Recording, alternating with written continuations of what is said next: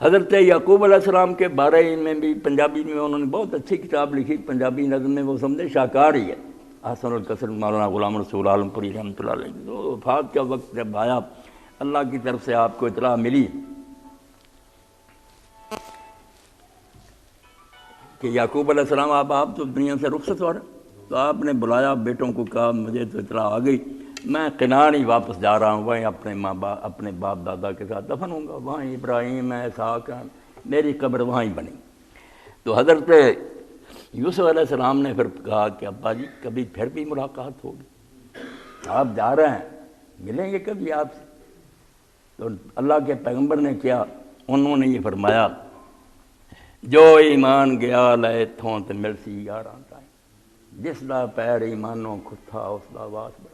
بیٹا اگر ایمان لے کر چلے گا تو مل لیں گے، اگر آپ لوگوں کا قدم اکھڑ گیا، ایمان کا راستہ آپ نے چھوڑ، کہاں ملاقات ہوگی، ٹھکانے بدل جائیں گے۔ اس لیے اللہ کہتا ہے اگر واقعی تم شفیق باپ ہو تو تمہیں بھی ذکر ہونی چاہیے، اور اولاد بھی اگر باپ ہے تو انہیں سوچنا چاہیے کہ ابا جی کا کیا نفع ہے اس میں، اگر وہ ہمیں بھلائی کی ہدایت کرتے ہیں، صرف ہمارا ہی فائدہ ہے کہ وہاں بھی اکٹھے ہوں گے، راحت میں ہوں گے، سخ میں ہوں گے۔ تو دین اسلام جب ایسی چیزیں سامنے آئی، یہ دیکھ لیں، یہ نہ بائبل میں ہے نہ کہیں نہیں، قرآن نے یہ واقعہ بیان کیا یہودیوں کے سامنے کہ باپ کا پتہ بھی ہے دنیا چھوڑتے وقت کیا کیا گیا، کہاں ہے وہ اسلام تمہارے پاس؟ کسی نے یہودیت گڑھ لی، کسی نے نصرانیت گڑھ لی، وہ تو اسلام کا کیا کر گیا کہ اللہ کے حکم کے فرما بردار ہے۔ تو اللہ کے حکم کی فرما برداری کے یہ نمونے ہیں کہ وہ یحییٰ نے بدلہ لینے کی بجائے معاف کر۔ اور ایسے ایسے واقعات بھی آئے کہ آدمی بڑے فائدے کما سکتا تھا، مگر اس نے بالکل یہی سوچ کر کہ اللہ دیکھتا، چھوڑ دی۔ نیک لوگوں نے واقعہ میں بیان کیا کہ ایسا موقع تھا، کسی حرام زادے نے کسی بچی کو پکڑ لیا، بدماشی پر آمادہ ہو گیا، کھڑکیاں بند کر لیں، اپنی طرف سے اطمینان کر لی۔ اب جب وہ برائی پر آمادہ ہو گیا تو بچی کو ایک بات سوچی، بچی نے اس نے کہا آپ نے ساری کھڑکیاں بند کر لی ہیں، ایک کھڑکی کھلی۔ وہ حیران ہوا، ادھر ادھر دیکھا، اس نے کہا ساری کھڑکیاں بند ہیں؟ نہیں، اس نے کہا ایک کھلی ہے اور تو اس کو بند بھی نہیں کر سکتا۔ اس نے کہا وہ کون سی کھڑکی ہے؟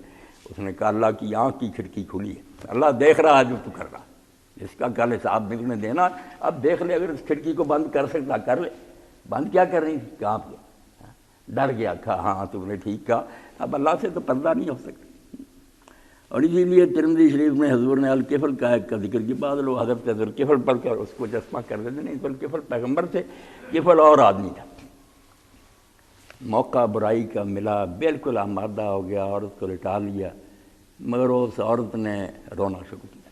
اب کفل نے اسے کہا کہ تجھے میری شکل پسند نہیں ہے، کیا وزیر؟ اس نے کہا ایسی بات نہیں، میں صرف اس بات پر رو رہی ہوں کہ تقدیر نے مجھے یہ دن دکھایا، ورنہ میں نے کبھی سوچا بھی نہیں تھا کہ میرے جسم کو کوئی آدمی بغیر شریعت کی اجازت کے ہاتھ لگائے گا۔ اب وہ بھی ڈر گیا، اٹھ گیا، اور اسی رات اس کی موت ہو۔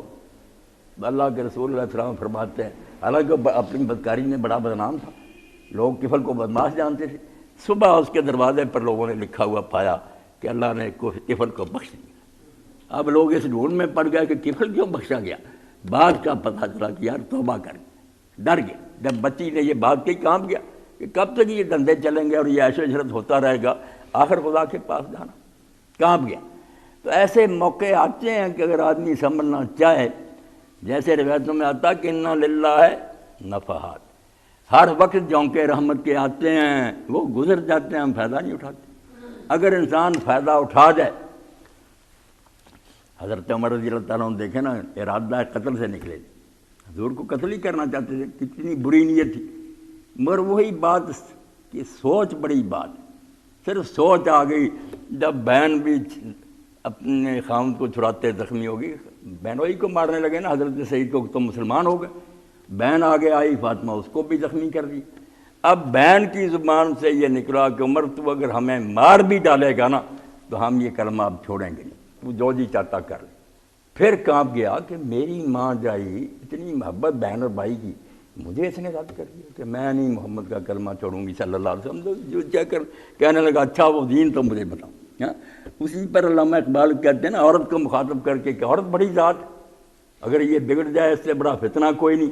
اب بگڑی ہوئی نا کہ ہر جگہ حرام زادوں نے بس اس کو کھڑا کر دیا، ہر جگہ اس کی تصویر ہے، ہر جگہ اس کو ننگا کیا ہوا، دکانوں پر کھڑی کی، بیچتی، اور کہتے ہیں ہم ترقی دے، ترقی نہیں، اس کو ایک کھلونا بنا لیا تاکہ سرے بازار لا کر نیلام کر دیں کہ جس کا جی چاہے جہاں جی چاہے اپنا مداح کر لے، گھر سے ایک قیمتی شے۔ بعض لوگوں نے مولوی صاحب رحمۃ اللہ علیہ سے کہا کہ یہ پردہ ہٹا دینا چاہیے، لوگ شوق سے جتنا دیکھنا چاہتے ہیں دیکھ لیں، آخر سیر ہو جائیں گے، بس کر دیں گے، پردہ نہیں ہونا چاہیے۔ مولانا نے کہا یہ ایسا ہی مطالبہ کہا جائے کہ سونا چاندی سیف میں نہیں رکھنا چاہیے، نوٹ بند کر کے لاکروں میں نہیں رکھیں، بازار میں لا کے رکھ لیں، آسانی سے رکھ لیں۔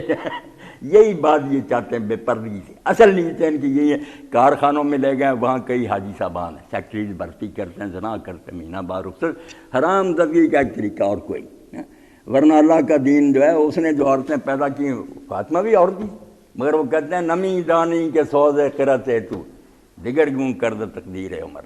عورت تجھے پتہ کہ تیرے قرآن پڑھنے کے سوز نے تو عمر کی قسمت دوزخ کو جا رہا تھا، وہ جنتی ہو گیا، فاروق اعظم بن گیا۔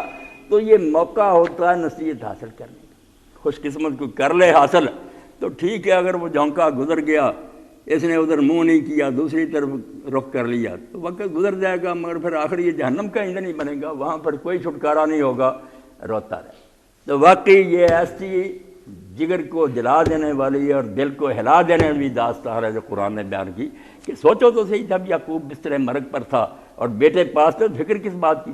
نہ یہ کہ جائیدادیں بنانا، کوٹھیاں بنانا، رو تو اس بات کو رہا تھا کہ بچہ پوجا کس کی کرو۔ جب تسلی دی کہ آپ بے فکر جائیں، اللہ کے بندے بن کر رہیں گے، خوشی خوشی دنیا سے چلا گیا۔ تو اللہ ایسا ہی کرے کہ یہ ہماری ذریت جو ہے نا، اولادیں اور بیویاں، اللہ ان کو ہماری آنکھوں کی ٹھنڈک بنائے، ورنہ ہم دو چار اکٹھے ہو کر یہاں روتے رہیں اور یہ سارے بگڑ جائیں تو کیا پھر فائدہ ہوگا؟ بس دعا ہی ہم اس بارے میں کر سکتے ہیں، ورنہ ایسے بھی اللہ نے واقعات بیان کیے کہ پیغمبر رو چیختے چلے گئے، ان کا بیٹا ہی نہیں ٹھیک ہوا، بیوی نے ساتھ نہیں دیا، تو اس میں پھر بے بسی ہے، سوائے اللہ تعالیٰ کی تقدیر پر راضی ہونے کا اور چارہ نہیں، مگر اپنی حد تک تو کوشش کرنی چاہیے کہ بات پہنچائی جائے کہ بندو اللہ کے راستے پر چلتے رہو، اسی میں بہتری ہے۔ وآخر دعوانا الحمدللہ رب العالمین وصلی اللہ تعالیٰ علی عبد اللہ ورسولہ خاتم النبیین سیدنا مولانا محمد